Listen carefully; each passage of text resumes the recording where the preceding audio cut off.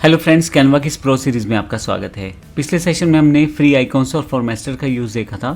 इस सेशन में बात करेंगे किस तरह से हम अपनी इमेजेस को सेपरेट कर सकते हैं, बैकग्राउंड्स को, टेक्स्ट लेयर्स को सेपरेट कर सकते हैं किसी पर्टिकुलर इमेज में से। और इसके लिए हम इमेज टू कैनवा ऐप का यूज़ कर सकते हैं। इसके लिए आपको यहाँ पे टाइप करना है इमेज टू कैनवा, और यहाँ पे अगर आप देखेंगे तो आपके रिजल्ट आने शुरू हो जाएंगे बहुत सारे।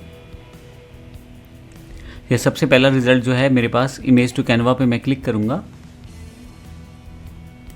और इस ऐप को अपने पास यूज़ करने के लिए ओपन करूँगा।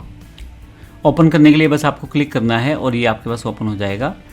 अब यहाँ पे separate images into background and text layers, image को आप बड़ी आसानी से एडिटेबल कैनवा इमेज में कन्वर्ट कर सकते हैं। आपको करना है इसके लिए यूज़ इन न्यू डिज़ाइन और एग्जिस्टिंग। मैं न्यू डिज़ाइन पे क्लिक कर देता हूँ और यहाँ से मैं दे देता हूँ लोगो वाला डिज़ाइन, यानी कि चौरस डिज़ाइन ले लेता हूँ। यहाँ से मैं मेरे पास यहाँ पे ये ओपन हो गया है इमेज जो कि मैंने स्क्वायर लिया है।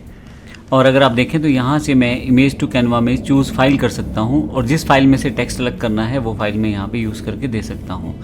जैसे एग्जांपल के लिए मैं ये फाइल ले लेता हूँ और इसे ओपन कर देता हूँ। अब यहाँ पे मैं इस फाइल में प्रोसेस इमेज कर देता हूँ।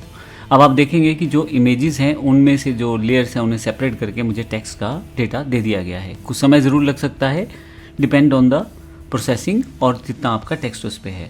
अब आप कमाल की बात देखें, मेरी वो जेपीजी इमेज थी लेकिन अब मेरे पास एडिटेबल यहाँ पे टेक्स्ट आ चुका है, ये देखें। और उसको मैं कैनवा में किसी भी तरह से डिज़ाइन प्रोसेस पे यूज़ कर सकता हूँ, ये देखें। तो ये एक बड़ा इंपॉर्टेंट फीचर है। लेकिन एक बात याद रखिएगा, जब आप इस तरह की एप्लीकेशन को यूज़ करते हैं तो कहीं ना कहीं आपके पास यहाँ पे क्रेडिट्स दिए होते हैं वो कम होने शुरू हो जाते हैं।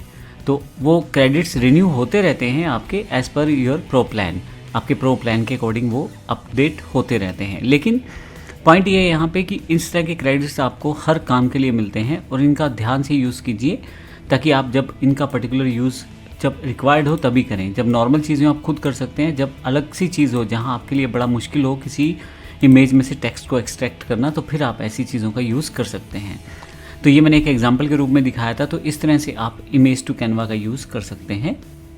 आप चाहें तो इसका एक और यूज़ इसने बता रखा है, रिमूव टेक्स्ट फ्रॉम इमेज, वो भी कर सकते हैं। मैं एक ऐड पेज कर देता हूँ और यहाँ से चूज़ फाइल करता हूँ फिर से, और अब की बार मैं फ़ाइल जो ले लेता हूँ वो ये वाला लोगो की एक फ़ाइल ले लेता हूँ और मैं इसको ओपन कर लेता हूँ। अब आपके पास ये जेपीजी है। अब मैं रिमूव टेक्स्ट फ्रॉम इमेज करके ऑप्शन अब प्रोसेस करता हूँ इमेज को। अब मेरे क्रेडिट्स यहाँ ख़त्म हो जाएंगे क्योंकि आपको पता है टोटल 4 क्रेडिट्स थे। 2 मैं फर्स्ट इमेज की प्रोसेसिंग में यूज़ कर चुका हूँ, 2 अब की फाइल की प्रोसेसिंग में यूज़ कर चुका हूँ। अब देखिए यहाँ पे नीचे की तरफ आ गया है यूज़ 2 ऑफ 0 क्रेडिट, तो उसने टोटल मेरे क्रेडिट्स ख़त्म कर दिए। लेकिन बड़ी अजीब सी बात है कि जो इन्फोटेक मेरे पास लिखा हुआ था वो हटा दिया गया है। टेक्स्ट कम्प्लीटली हटा दिया गया है और उस टेक्स्ट को हटा के सिर्फ और सिर्फ इमेज मुझे दे दी गई है। तो ये एक बड़ा ही यूनिक प्रोसेस है जिसमें आपके पास कुछ ऐसी इमेजेस हैं जहाँ पे टेक्स्ट एम्बेड है और किसी कारण से आपको वो टेक्स्ट नहीं चाहिए, कुछ मॉडिफिकेशन करना है, कुछ चेंजेस करना है, तो आप चेंजेस करना बड़ा मुश्किल हो जाएगा। क्योंकि या तो आपको दोबारा वो एप्लीकेशन का प्रोसेस पता होना चाहिए या आपको आपके पास वो रॉ इमेज होनी चाहिए या आपको दोबारा रीडिज़ाइन करना पड़ेगा। इन सब चीज़ों से बचने के लिए आपके पास इमेज टू कैनवा बड़ा अच्छा ऑप्शन है। ध्यान से यूज़ करते हुए, इसके क्रेडिट यूज़ करते हुए आप इसका प्रयोग कर सकते हैं। धन्यवाद।